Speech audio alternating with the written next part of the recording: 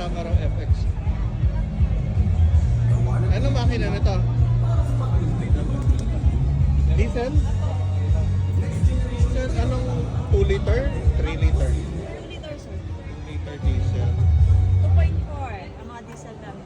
Ayan, ano naman yun? Bakit naka-drop? Drop side siya, sir. Pero wala pa siyang price. Ah, wala pa. Ayun, drop Ang side. drop side kasi. Tapos ito, Yan naman, sir. Ang price niya is 1 million. ito, 1,075,000. 1,075,000 drop side. Hindi ba naka-Hilux na lang? Ano ang ritmo?